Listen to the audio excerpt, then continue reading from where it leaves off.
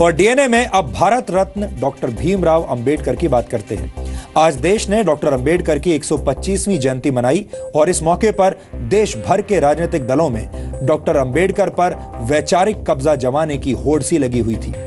आजादी के बाद कितनी सरकारें आईं और चली गईं, लेकिन सत्ता के अंधे प्रेम में राजनीतिक पार्टियों ने बाबा साहेब अंबेडकर को सिर्फ वोट हासिल करने का एक फॉर्मूला बनाकर छोड़ दिया, जबकि डॉक्टर अंबेडकर के विचार और सोच कुछ और ही थी।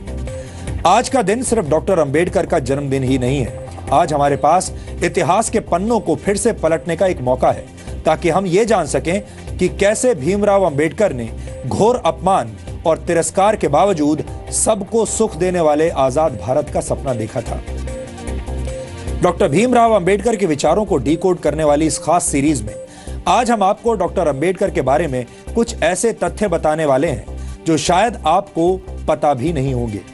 इन तथ्यों को जानने के बाद आप समझ जाएंगे कि कैसे इस देश की जनता के मन में डॉक्टर अंबेडकर के बारे में भ्रम फैलाने की साजिश रची गई। डॉक्टर भीमराव अंबेडकर का भारत के विकास में जितना योगदान रहा है, उतना शायद ही किसी और राजनेता का रहा हो। एक अर्थशास्त्री, समाजशास्त्री, शिक्षाविद और कानून के जानकार के तौर पर अंबेडकर ने आधुनिक भारत की नींव रखी थी और देश उनके इस योगदान को लेकर आज भी जागरूक नहीं है।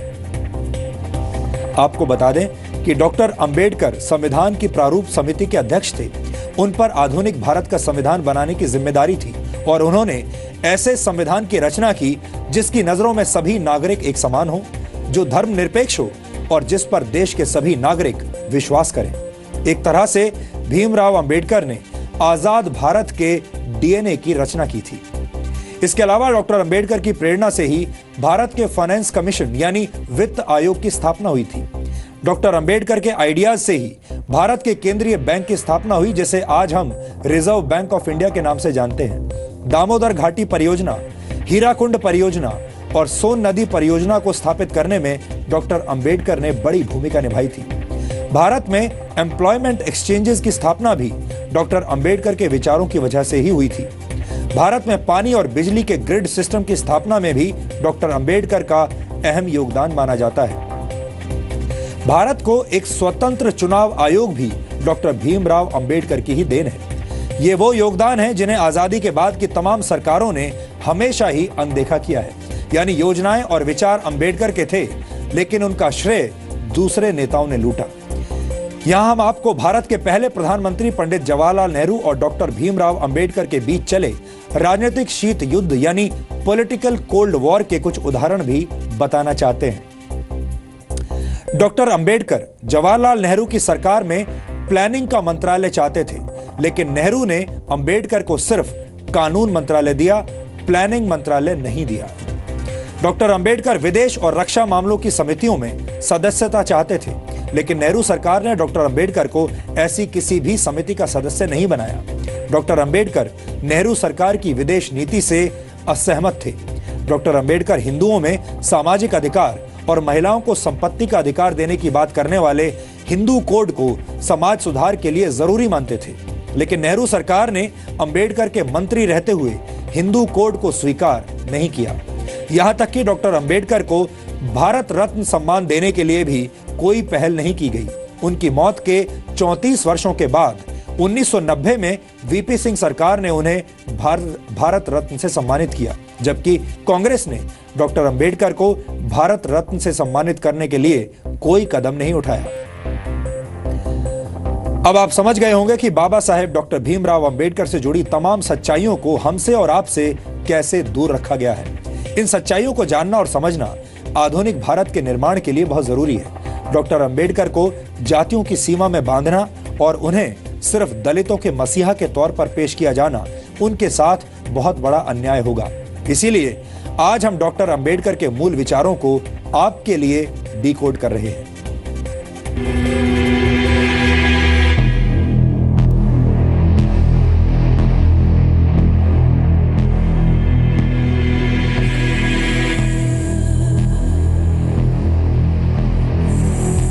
ये गुलामी से संघर्ष करते भारत की तस्वीर है।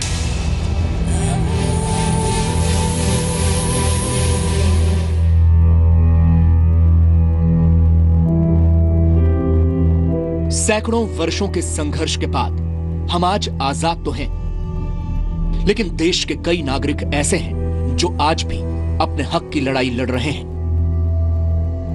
देश में समान अधिकार, यह सपना पहली बार बाबा साहब डॉक्टर भीमराव अंबेडकर ने देखा था, जो आज तक पूरा नहीं हो पाया।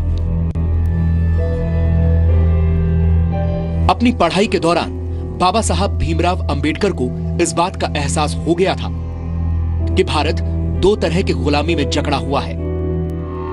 पहली, अंग्रेजों के दमन और अत्याचार की गुलामी,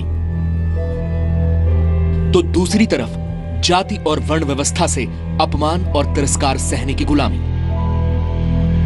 और अंबेडकर ने तो अपने स्कूल जीवन में ही ऐसा तिरस्कार सहा था। स्कूल में बाकी दलित बच्चों की तरह अंबेडकर के साथ ये भेदभाव और तिरस्कार सिर्फ स्कूल जीवन तक ही सीमित नहीं रहा। उनका जीवन ऐसी तिरस्कार की घटनाओं से भरा हुआ है। उस दौर में अंग्रेजों से लड़ने के लिए पूरा देश खड़ा था, तो दलित और शोषित लोगों के अधिकारों के लिए अकेले डॉक्टर भीमराव अंबेडकर समाज के उच्च वर्ग और कांग्रेस से संघर्ष कर रहे थे। डॉक्टर अंबेडकर का मानना था कि देश की तरक्की के लिए देश के हर वर्ग को समानता का अधिकार मिलना जरूरी है। बचपन में हुए भेदभावों की वजह से अंबेडकर हिंदू धर्म को छोड़ना चाहते थे। उनका मानना था कि हिंदू धर्म को छोड़ना धर्म परिवर्तन नहीं, बल्कि गुलामी की जंजीरें तोड़ने जैसा है। डॉक्टर अंबेडकर की इस घोषणा के बाद हैदराबाद के निजाम समेत कई मुस्लिम संगठनों ने अंबेडकर को धर्म परिवर्तन के ऑफर दिए, लेकिन बाबा साहब ने हर ऑफर को ठुकरा दिया, क्योंकि वो अपने समाज के लोगों को इज्जत से जीने वाला धर्म देना चाहते थे। इसीलिए वो हिंदू धर्म को छोड़कर बौद्ध धर्म की शरण में चले गए।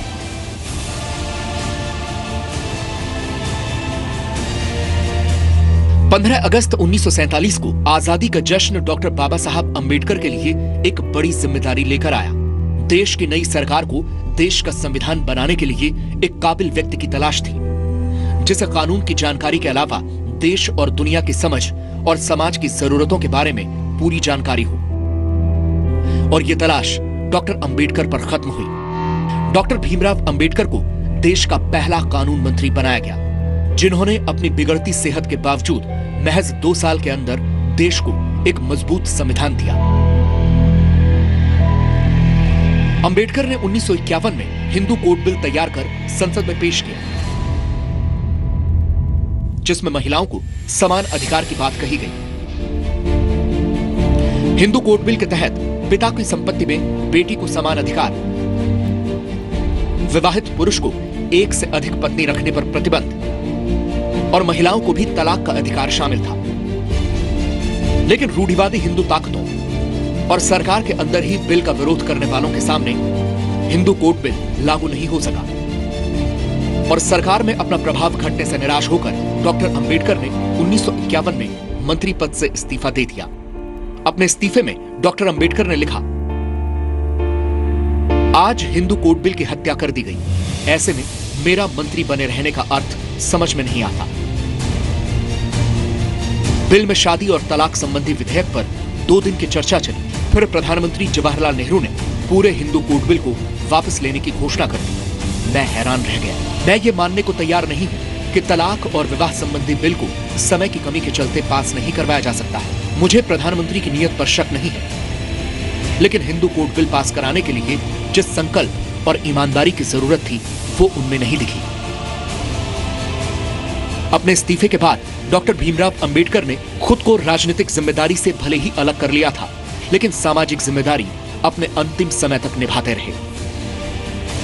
डॉक्टर भीमराव अंबेडकर को आज तक सिर्फ दलितों के मसीहा और संविधान निर्माता के तौर पर पेश किया गया है, लेकिन उनकी भूमिका एक राष्ट्र नेता की रही, जो चाहते थे कि देश का हर वर्ग आजादी की खुली हवा में सम्मान की सांसें ले सके। ब्यूरो रिपोर्ट, जी मीडिया।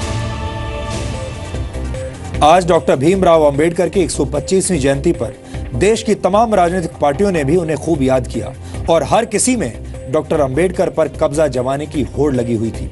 सवाल यह है कि अचानक डॉक्टर अंबेडकर इस देश की राजनीतिक पार्टियों को इतने क्यों याद आने लगे, जिन अंबेडकर पर सिर्फ 26 वर्ष पहले ही देश में सार्वजनिक अवकाश घोषित किया गया हो, वो अंबेडकर आज कांग्रेस सहित सभी पार्टियों के प्रिय कैसे हो गए। दरअसल ये नए दौर की सियासत है और इस सियासत में डॉक्टर अंबेडकर को मानने वाले लोग तमाम राजनीतिक पार्टियों को वोट बैंक जैसे नजर आने लगे हैं और सब अंबेडकर का नाम लेकर एक दूसरे पर निशाना लगा रहे हैं।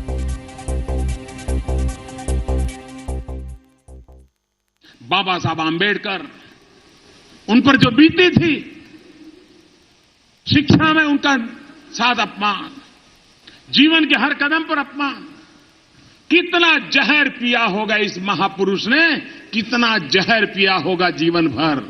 और जब संविधान लिखने की नौबत आई, अगर वो सामान्य मानवी होते, हम जैसे सामान्य मानवी होते, तो उनकी कलम से संविधान के अंदर कहीं तो कहीं उस जहर की एकाध बिंदु तो निकल पाता।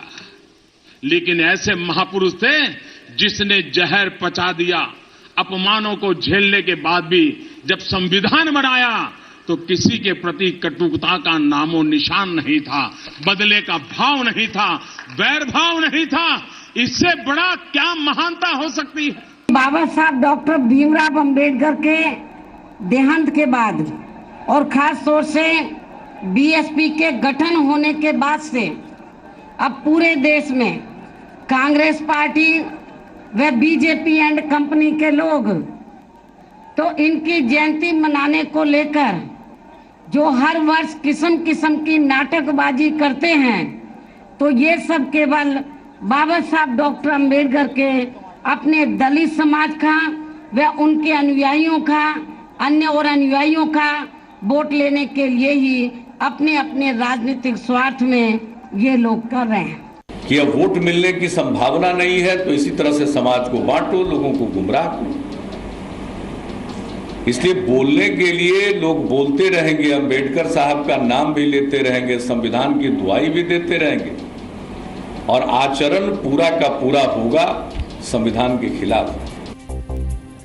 आज तक भीमराव अंबेडकर को सिर्फ दलित अधिकारों के लिए संघर्ष करने वाले नेता और संविधान निर्माता के तौर पर ही पेश किया गया, लेकिन आज हमने आपको दिखा दिया कि कैसे डॉक्टर अंबेडकर की छवि के साथ एक सोची समझी साजिश रची गई और उनके योगदानों का श्रेय किसी और ने ले लिया।